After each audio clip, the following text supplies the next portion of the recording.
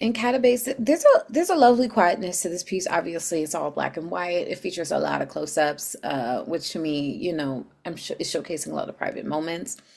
It feels like with the woman and man, we're seeing moments where it feels like private moments where they're unawares of the camera, and there's moments where they're staying right to the camera, which is definitely, a striking choice. Camera almost acts as a mirror in some cases, um, in the bathroom. A lot of times where we see these straight to camera shots, it's they're using it as if the mirror. So they show the point of view of the mirror, and they show the point of view of us over the shoulder looking at the mirror. Um, and it's always these private moments where there's washing your face, where there's admiring your body, things like that. The music sometimes gives an ominous tone, but it also gives a reflective tone. It kind of shifts back and forth.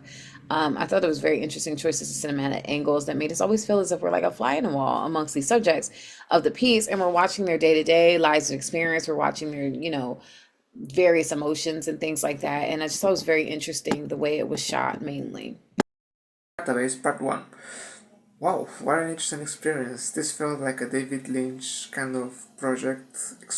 What if David Lynch decided to do a film about love and relationships?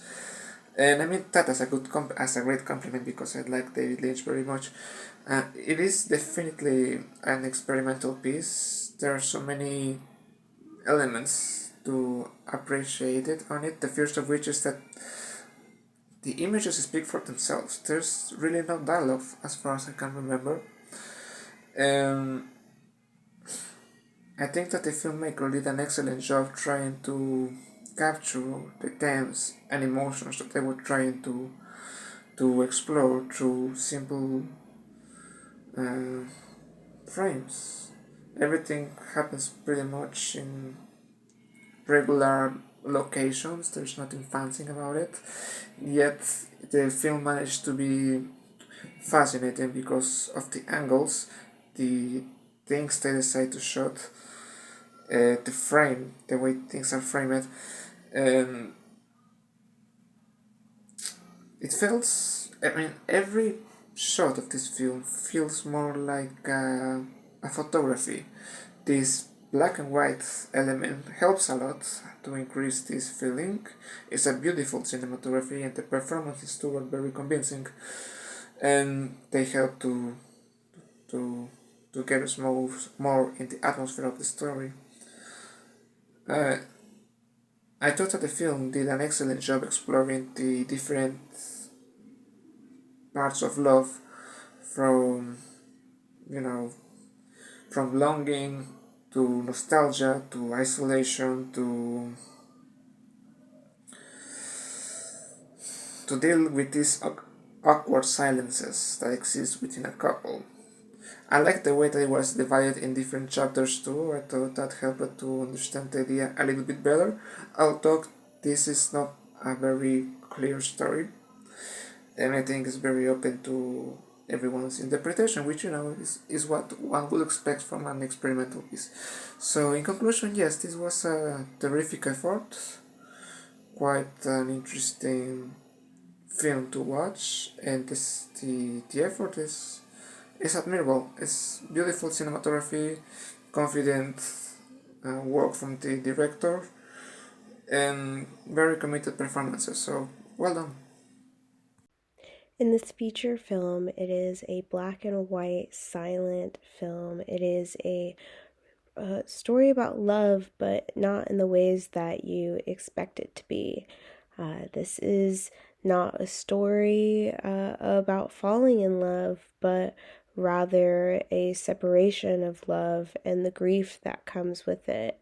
You get a experimental sense of reflection down memory lane, and it's not necessarily good memories here.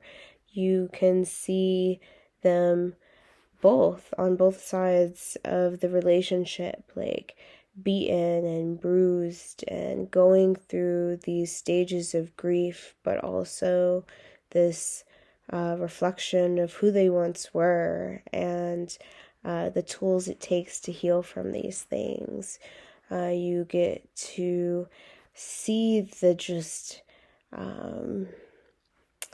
the unnerving feeling that it gets when you see that person, the gentleman part of the relationship, pick his nails to the point that he bleeds. Like he's that anxious, he's that bothersome. You see the bruises on both of their bodies. That could be just a big allegorical sense of domestic violence in relationships. And when do relationships reach this point of toxicity that you must come to the terms to let it go despite loving this person? There's this nice balance of even when they're broken and bruised, there's this sense of coming togetherness, of intimacy there. And so you get to see them heal. You get to see them go through these moments, whether it be writing in their journal or typing away at the typewriter, or it could be doing tarot. You see this cinematic sequence where our leading lady from the relationship is essentially like having this tenacity of OCD, almost trying to put things in order and sort of have this moment of choice of what in this moment is going to make me feel better.